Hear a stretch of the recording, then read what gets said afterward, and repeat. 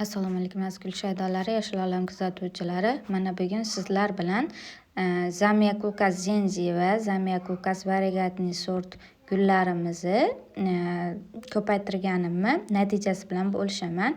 Bularni hozir o'zim sizlar bilan birgalikda ochib ko'ryapman. Har birini mana ko'rib turibsizlar natijasini. Har bitta bargi kartoshka tukkan hamda ildizchalari bor mayda. Bularda endi har bittasini mana ko'rsatib o'taman.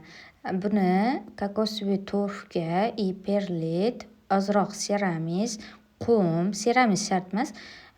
Perlit, kokosviy torf, qum shu uchala aralashmasiga tayyorlab turib, har bitta barglarini kesib, shunday bargini yulib, suqib chiqib hamda teplichkaga olganman. Yanvar oyida qilgan edim buni.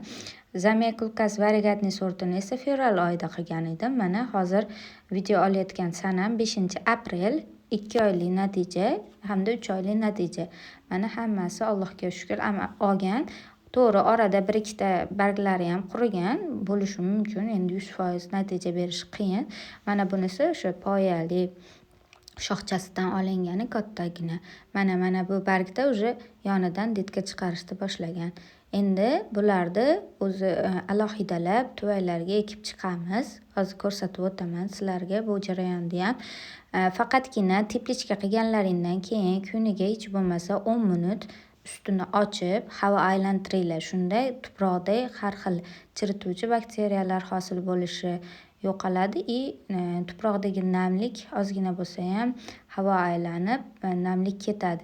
Keyin ortiqcha darajada ho'l qilib tashamanglar. Namlikni faqatgina ozroq tepasini sprey qilsalar yetadi. Chunki tayyor bo'lishi shart emas. Namlik ketmasa ham bargda gulni chiritib qo'yishingiz mumkin. Mana bu Zamyakulkasni variegatni sorti.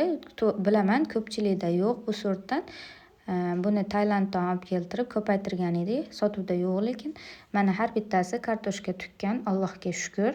Faqat bundan 2ta yo 3tasi kartoshka tugmadi, chirib ketdi, lekin qolgani tugdi. Mana bu gruntimiz. Buni grunt sostavi kokosviy torf, kokosviy chips hamda perlit, ugl solinadi. Ugl solsalaring yaxshi, chunki tuproqda chirituvchi bakteriyalarni hosil bo'lishini yo'qotib turadi. Mana hozir men ekish tartibini ko'rsataman. Buni kartoshkasini iloji boricha yuzakroq qilib ekiladi, lekin buni kartoshkalar hozir maydaligi uchun mana shunaqa qilib ekdim. Ozroq tepasini sprey qilib, yana yarim teplichkaga to'liq teplichkaga olib bir hafta davomida ushlab turaman. Kartoshkasi katta bo'lib, yonidan kurtak chiqarishni boshlaganda tashqi muhitga moslashtirsak bo'laveradi.